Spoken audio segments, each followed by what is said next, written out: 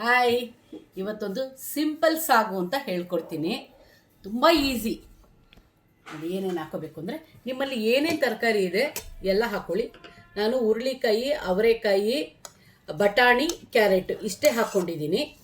ಬೇಯಿಸಿ ಉಪ್ಪಾಕಿ ಬೇಯಿಸಿ ಇಟ್ಕೊಂಡಿದ್ದೀನಿ. ಪುದೀನ, ಕರಿಬೇವು, ಕೊತ್ತಂಬರಿ ಮೂರನ್ನು ತೊಳೆದು ಇಟ್ಕೊಂಡಿದ್ದೀನಿ. ಇವೆಲ್ಲ ರುಬ್ಬಕ್ಕೆ ಜೀರಿಗೆ, ಧನಿಯಾ, ಬೆಳ್ಳುಳ್ಳಿ, 2 ಏಲಕ್ಕಿ, ಶುಂಠಿ, ಒಂದು 6 ಹಸಿಮೆಣಸಿನ್ಕಾಯಿ, 2 ಟೊಮೊಟೊ, ಗೋಡಂಬಿ ಪ್ಲಸ್ ಇದನ್ನು ಹೀಗೆ ರುಬ್ಬೋದು. ಈರುಳ್ಳಿನ ಫ್ರೈ ಮಾಡಲ್ಲ, ಹಸಿನೇ ಹಾಕೋದು. ಈರುಳ್ಳಿ, ತೆಂಗಿನಕಾಯಿ ಸ್ವಲ್ಪ ರುಬ್ಬೋದು. ಕ್ವಾಂಟಿಟಿ ಜಾಸ್ತಿ ಇದೆ, ಐಟಮ್ಸ್ಗಳು ಜಾಸ್ತಿ ಇದೆ, ಈಸಿಯಾಗಿ ಆಗಿಬಿಡುತ್ತೆ. ಸ್ವಲ್ಪ ನೋಡಿ, 1/4 ಸ್ಪೂನು ಗಸಗಸೆ, 1 ಇಂಚು ಚಕ್ಕೆ, ಸ್ವಲ್ಪ ಸೋಂಪು, ಒಂದು 15 ಕಾಳು ಮೆಣಸು, 2 ಮರಾಠಿ ಮೊಗ್ಗು. ಇಷ್ಟು ಐಟಮ್ ಇದ್ದರೆ ವಾವ್ ಅನ್ನೋ ಮಸಾಲೆ. ಈರುಳ್ಳಿ, ಕ್ಯಾಪ್ಸಿಕಮ್, ಪಲಾವ್ ಎಲೆ ಫ್ರೈ ಮಾಡ್ಕೊಳ್ಳೋಕ್ಕದು ಒಗ್ಗರಣೆಗೆ ಇಷ್ಟು ಐಟಮುವೆ ರುಬ್ಕೊಳ್ಳೋದು. ಸೊ ಇವಾಗ ನಮ್ಮ ಮನೇಲಿ ದೋಸೆಗೆ ಈ ಒಂದು ಸಾಗುನ ಮಾಡ್ತಾ ಇದ್ದಾರೆ. ನೆಕ್ಸ್ಟ್ ಏನು ಎಲ್ಲ ಐಟಮ್ ತೋರಿಸಾಯ್ತು, ಹೆಂಗೆ ಮಾಡೋದು ಅಂತ ತೋರಿಸ್ತಾರೆ, ಬನ್ನಿ. ರುಬ್ಬಕ್ಕೆ ಸ್ವಲ್ಪ ಒಂದಷ್ಟು ಐಟಮ್ಸ್ ಹುರ್ಕೊಳ್ಳೋಕ್ಕಿದೆ. ಬಾಣಲಿಗೆ ಎಣ್ಣೆ ಹಾಕಿಟ್ಟಿದ್ದಾರೆ. ಇಷ್ಟು ಟೊಮೊಟೊ, ಮೆಣಸಿನ್ಕಾಯಿ, ಶುಂಠಿ, ಬೆಳ್ಳುಳ್ಳಿ, ಏಲಕ್ಕಿ, ಧನಿಯಾ, ಏಲಕ್ಕಿ, ಜೀರಿಗೆ, ಗೋಡಂಬಿ. ರೈಟ್.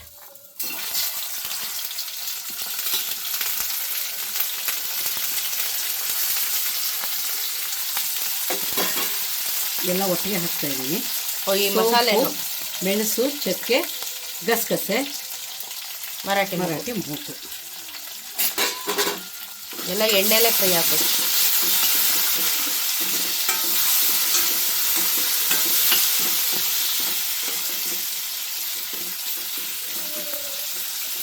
ನೀಟಾಗಿ ಫ್ರೈ ಆಯಿತು.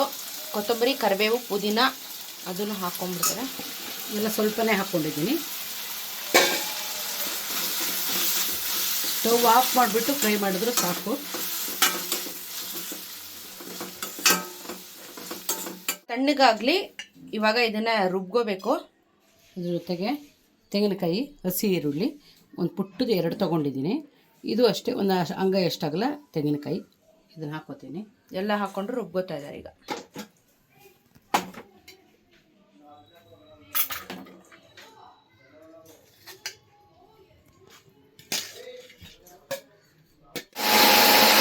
ಇವಾಗ ಕ್ಲೈಮ್ಯಾಕ್ಸ್ ಒಗ್ಗರಣೆಗೆ ಕ್ಯಾಪ್ಸಿಕಮ್ಮು, ಈರುಳ್ಳಿ, ಪಲಾವ್ ಎಲೆ.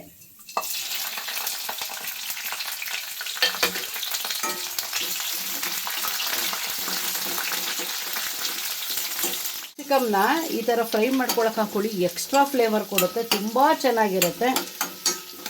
ಸ್ವಲ್ಪ ಚೆನ್ನಾಗಿ ಫ್ರೈ ಆಗಲಿ.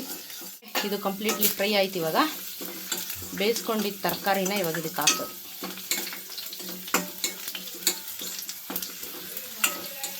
ಇದು ಪೂರ್ತಿ ತರಕಾರಿ.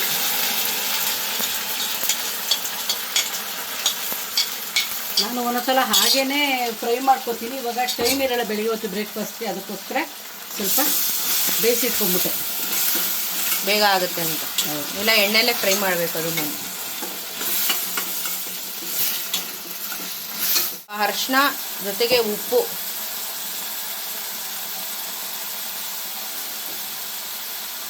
ರುಬ್ಕೊಂಡಿದ್ದು ಮಸಾಲೆ.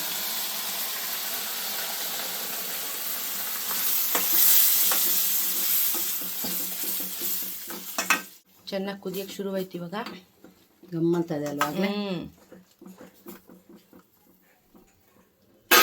ಇವಾಗ 1/4 ಸ್ಪೂನ್ ತುಪ್ಪ, ಎಕ್ಸ್ಟ್ರಾ ಫ್ಲೇವರ್ ಕೊಡುತ್ತೆ. ಆಮೇಲೆ ನೋಡಿ, ಸಕ್ಕರೆ ಜಾಸ್ತಿನೂ ಹಾಕ್ಬಾರ್ದು. ಇವಾಗ ನಿಮಗೆ ಉಪ್ಪು ಖಾರ ಏನು ಬೇಕು ಇವಾಗ ಕರೆಕ್ಟಾಗಿ ನೋಡ್ಕೊಳ್ಳಿ. ಬೇಕು ಅಂದರೆ ಬರೀ ಪೆಪ್ಪರ್ ಮಾತ್ರ ಆ್ಯಡ್ ಮಾಡಬೇಕು, ಬೇರೆ ಏನೂ ಮಾಡ್ಕೊಳ್ಳೋಂಗಿಲ್ಲ. ಖಾರದ ಪುಡಿ ಆ್ಯಡ್ ಮಾಡಿ ಏನು ಅದು ಹಾಕಲೇಬಾರ್ದು, ಅದ್ರ ಫ್ಲೇವರ್ ಇದಾಗುತ್ತೆ. ಈಗ ಏನು ಹಾಕಿದ್ದೀವಿ ಅಷ್ಟೇ, ಬೇಕು ಅಂದರೆ ಪೆಪ್ಪರ್ ಅಷ್ಟೇ. ಯಾಕಂದರೆ ಬೇಗ ಅಬ್ಸರ್ವ್ ಮಾಡ್ಕೊಳ್ಳುತ್ತೆ, ಸಾಗುಗೆ ಚೆನ್ನಾಗಿ ಬರುತ್ತೆ. ಅಷ್ಟು ಬಿಟ್ಟು ಇನ್ನೇನು ಹಾಕೋಬಾರ್ದು. ಉಪ್ಪು ಇಲ್ಲ ಪೆಪ್ಪರ್ 2 ಒಂದೇ ಅಷ್ಟೇ. ಇನ್ನು 2ರಲ್ಲಿ ಯಾವ್ದು ಬೇಕಾದ್ರೆ ಹಾಕೋಬೋದು. ಓಕೆ, ಸೊ ನಮ್ಮ ಸಾಗು ಈಸ್ ನೌ ರೆಡಿ. ದೋಸೆ ಹಾಕ್ತಾರೆ, ದೋಸೆ ಜೊತೆಗೆ ಸಾಗು ತಿನ್ನೋದು. ಸಾಗು ಈಸ್ ರೆಡಿ. ನೋಡಿ ಗಾಯ್ಸ್, ಎಷ್ಟು ಚೆನ್ನಾಗಿ ಬಂದಿದೆ. ನಮ್ಮಮ್ಮ ಮೇಲೆ ಕೊತ್ತಂಬರಿ ಸೊಪ್ಪು ಹಾಕಿದ್ರು.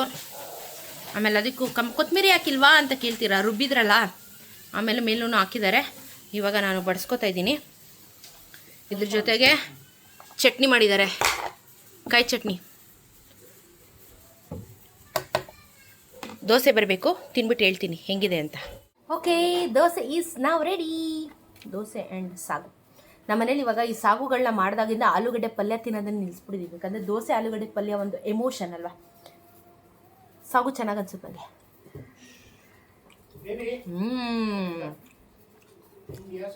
ಬಾಯಲ್ಲಿ ಇಟ್ಟಿದ ತಕ್ಷಣ ಗೋಡಂಬಿ ಘಮ ಬಗ್ಗಂತು. ವಾವ್, ಸಕ್ಕತ್ತಿದೆ. ಹಾಂ,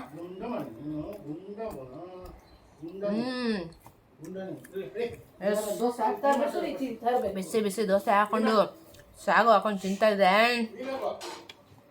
ಜಾಲಿ ಗಾಯ್ಸ್. ಚಟ್ನಿ ಹಾಂ, ತುಂಬ ರಿಚ್ ಆಗಿ ಸಕ್ಕತ್ತಾಗಿದೆ. ಅದು ನಮಗೆ ಇಂಗ್ರೀಡಿಯೆಂಟ್ಸ್ ಅಷ್ಟೊಂದು ಜಾಸ್ತಿ ಅನಿಸುತ್ತೆ, ಬಟ್ ಟೇಸ್ಟ್ ವೈಸ್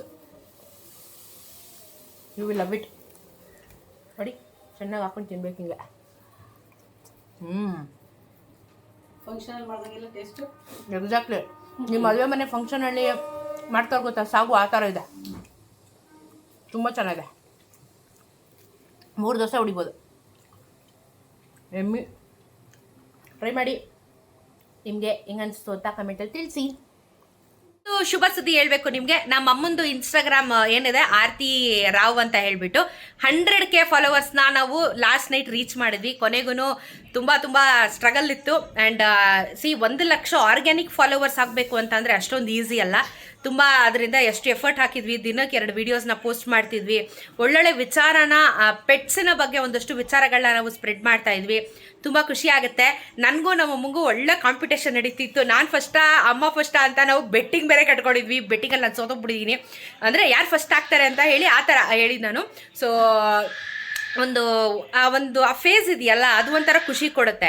ಯಾಕಂದರೆ ಅದು ಟಾರ್ಗೆಟ್ ಮಾಡಿಕೊಂಡು ನಾವು ಬೆಳೆಯೋದನ್ನು ನಾವು ಗುರ್ತಿಟ್ಕೊಂಡು ಮಾಡ್ಕೊಂಡು ಹೋಗ್ತಾ ಇರ್ತೀವಿ. ಸೊ ಇವಾಗ ಆಚೆ ಹೋದಾಗ ಒಂದು 10 ಜನ ಗುರುತಿಸಿ ನಮ್ಮನ್ನು ಮಾತಾಡ್ಸಿದಾಗ ಎಷ್ಟು ಖುಷಿ ಆಗುತ್ತೋ, ಅದೇ ರೀತಿ ಸೋಷಿಯಲ್ ಮೀಡಿಯಾದಲ್ಲಿ ನಾವು ಬೆಳೀತಾ ಇನ್ನೊಂದಷ್ಟು ಖುಷಿ ಆಗ್ತಾನೆ ಇರುತ್ತೆ. ಸೊ ನಮ್ಮಮ್ಮನಿಗೆ ಕಂಗ್ರ್ಯಾಚುಲೇಷನ್ಸ್. ನಮ್ಮಮ್ಮ ಆಲ್ರೆಡಿ ತಿಂಡಿ ತಿಂತಾ ಇದ್ದಾರೆ. ನಮ್ಮಮ್ಮಂಗೆ ಕಂಗ್ರ್ಯಾಚುಲೇಷನ್ಸ್. ಆ್ಯಂಡ್ ಆ್ಯಕ್ಚುಲಿ ಇಷ್ಟೆಲ್ಲ ಬೆಳಿಬೇಕು ಅಂತ ಅಂದರೆ ಇದೆಲ್ಲದಕ್ಕೂ ಕಾರಣ ನಮ್ಮ ಮಕ್ಕಳು. ನಮ್ಮ ಮಕ್ಕಳಿಂದ ನಾವು, ನಮ್ಮಿಂದ ಅವರಲ್ಲ, ಅವರಿಂದ ನಾವಿರೋದು. ಆ್ಯಂಡ್ ನಿಮ್ಮೆಲ್ಲರ ಒಂದು ಸಪೋರ್ಟಿಂದ. ಸೊ ನಮ್ಮ ಬೆಕ್ಕಿನ ವೀಡಿಯೋಸ್ಗಳು ಇನ್ ಪರ್ಟಿಕ್ಯುಲರ್ ಆಗಿ ನಂಗೆ ತುಂಬ ಜನ ಕಮೆಂಟ್ ಆಗ್ತೀರಾ, ಬೆಕ್ಕು ವೀಡಿಯೋಗಳನ್ನ ನಿಮ್ಮ ಚಾನಲಲ್ಲಿ ತೋರಿಸಿ ಅಂತ ಹೇಳ್ಬಿಟ್ಟು. ಎವ್ರಿ ಟೈಮ್ ಅದನ್ನೇ ತೋರಿಸ್ತಾ ಇದ್ರೆ ನಿಮಗೂ ಒಂಥರ ಇದಾಗ್ಬೋದು. ಅದಕ್ಕೆ ನಾನು ಅದಕ್ಕೆ ಸಪ್ರೇಟ್ ಅಂತ ಇಟ್ಟಿರೋದು. ಕೆಲವೊಂದು ಟಿಪ್ಸ್ನ ನಾನು ಅಫ್ಕೋರ್ಸ್ ವೀಡಿಯೋದಲ್ಲಿ ಹೇಳ್ತಾ ಇರ್ತೀನಿ. ಬಟ್ ನೀವು ಕಂಪ್ಲೀಟಾಗಿ ಬೆಳಗ್ಗೆಯಿಂದ ಸಂಜೆವರೆಗೂ ಬೆಕ್ಕನೇ ನೋಡಬೇಕು ಅಂದರೆ ಆರ್ತಿ ರಾವ್ ಅಂತ ಇದೆ ಇನ್ಸ್ಟಾಗ್ರಾಮ್ ಹ್ಯಾಂಡಲು. ಅಲ್ಲಿ ಹೋಗಿ ಚೆಕ್ ಮಾಡಿ, ಅದನ್ನು ಫಾಲೋ ಮಾಡ್ಕೊಳ್ಳಿ. ರೀಸೆಂಟಾಗಿ 100K ರೀಚ್ ಆಗಿದ್ದೀವಿ. ಅಂದರೆ ಲಾಸ್ಟ್ ನೈಟ್ ರೀಚ್ ಆಗಿರೋದು ನಾವು 100K. ಸೊ ಥ್ಯಾಂಕ್ ಯು ನಿಮ್ಮೆಲ್ಲರ ಸಪೋರ್ಟ್ಗೆ. ತುಂಬ ಖುಷಿ ಆಯಿತು. Thank you.